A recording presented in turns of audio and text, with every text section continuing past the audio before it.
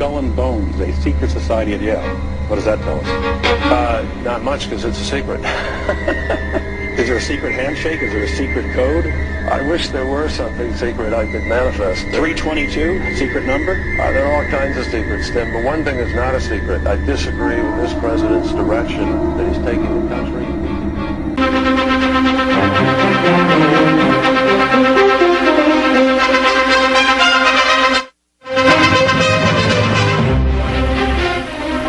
I'm Tom Brokaw, NBC News, and it is my sad duty to report this afternoon that my friend and colleague, Tim Russert, the moderator of Meet the Press and NBC's Washington bureau chief, collapsed and died early this afternoon while at work at the NBC News Bureau in Washington. Tim had just returned from a family trip to Italy with his wife, Maureen Orth, the writer, and his son, Luke. They were celebrating Luke's graduation from Boston College just this spring. Tim, of course, has been the host of Meet the Press longer than any other person in that long-running television broadcast. And he has been a very familiar face on this network and throughout the world of political journalism as one of the premier political analysts and journalists of his time. Tim, 58 years old, grew up in Buffalo. A skull and crossbones is a symbol consisting of a human skull and two long bones crossed together under the skull. It is generally used as a warning of danger, usually in regard to poisonous substances. Variations on the skull and crossbones have been used by several military forces. The largest is on the Jolly Roger flags used by submarines. The skull and crossbones motif was used by many American college fraternities, sororites and secret societies founded in the 19th and 20th centuries. The most well-known example of this usage is the Skull&Bones Society, a secret society at Yale University which derives its very name from the symbol.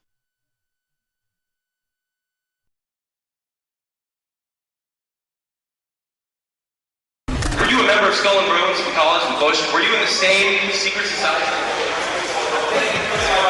Well, that's all right. Let me answer his question. Excuse me, what are you writing? Whoa, whoa, whoa, whoa. Is anybody watching me?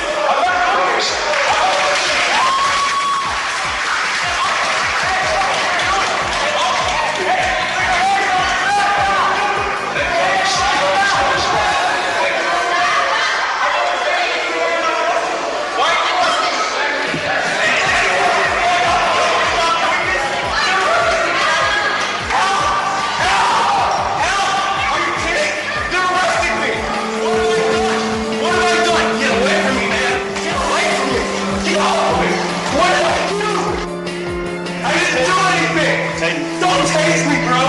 Don't taste me! I can't do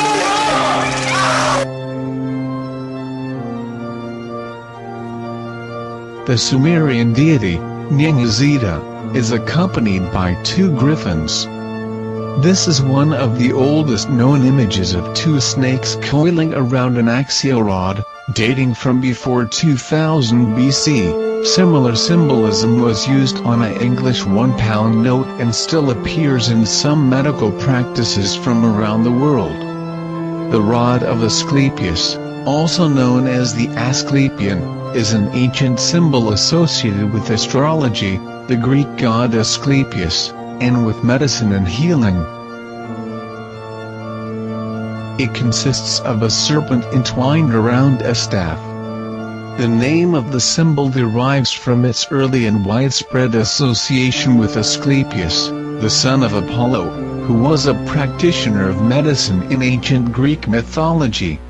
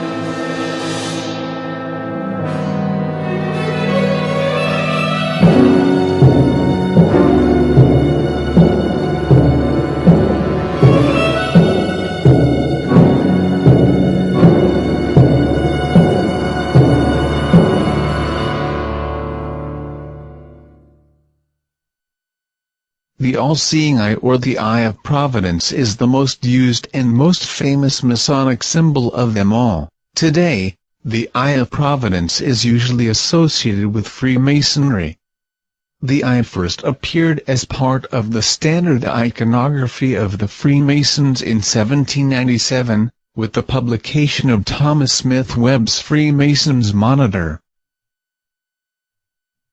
Here, it represents the all-seeing eye of God and is a reminder that a Mason's thoughts and deeds are always observed by God, who is referred to in Masonry as the great architect of the universe. Typically, the Masonic Eye of Providence has a semicircular glory below the eye. Sometimes the eye is enclosed by a triangle.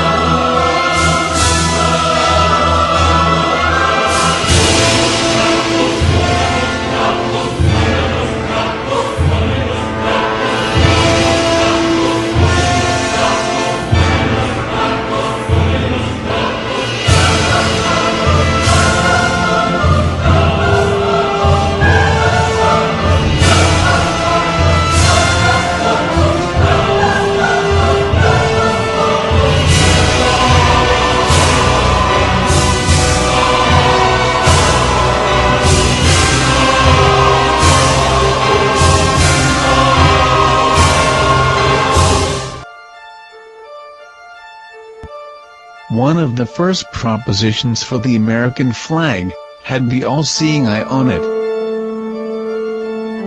The Eye of Horus is an ancient Egyptian symbol of protection, royal power and good health. The eye is personified in the goddess, Wadjet. The name Wadjet is derived from Waj, meaning green, hence the green one, and was known to the Greeks and Romans as Uraus, from the Egyptian Arab meaning risen one, from the image of a cobra rising up in protection. Wadjet was one of the earliest of Egyptian deities, who later became associated with other goddesses such as Bast, Mut, and Hathor.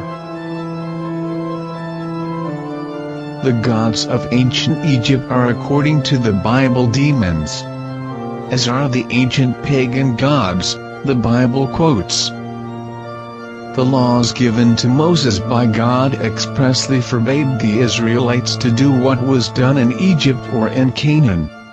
Leviticus 18:21, "Do not give any of your children to be sacrificed to Moloch, for you must not profane the name of your God. I am the Lord." Leviticus 22-5, again, "You shall say to the sons of Israel, whoever he be of the sons of Israel or of the strangers that sojourn in Israel, that gives any of his seed to Moloch, he shall surely be put to death, the people of the land shall stone him with stones. And I will set my face against that man and will cut him off from among his people, because he has given of his seed to Moloch, to defile my sanctuary, and to profane my holy name. And if the people of the land do at all hide their eyes from that man, when he gives of his seed to Moloch, and do not kill him, then I will set my face against that man, and against his family, and will cut him off, and all that go astray after him, whoring to Moloch from among the people. 2 Kings 23-10. And he defiled the Tophet, which is in the valley of Ben Hinnom, that no man might make his son or his daughter pass through the fire for Moloch. Jeremiah 32:35. And they built the high places of the bow, which are in the valley of Ben Hinnom, to cause their sons and their daughters to pass through the fire to Moloch, which I did not command them, nor did it come into my mind that they should do this abomination, to cause Judah to sin.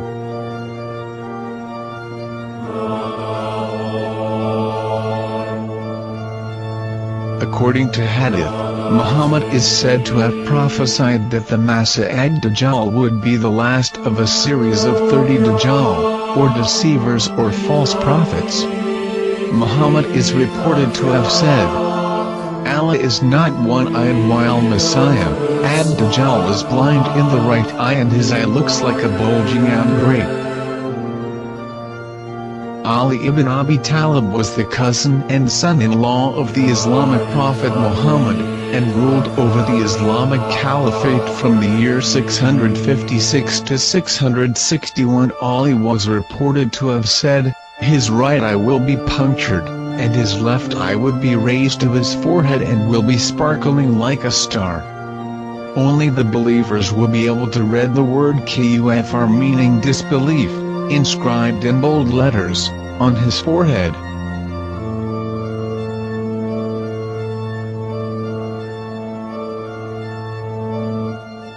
Anas bin Malik was a well-known companion of the Islamic prophet Muhammad. Anas bin Malik reported that Allah's messenger said, there is never a prophet who has not warned the ummah, meaning community or nation, of that one-eyed liar.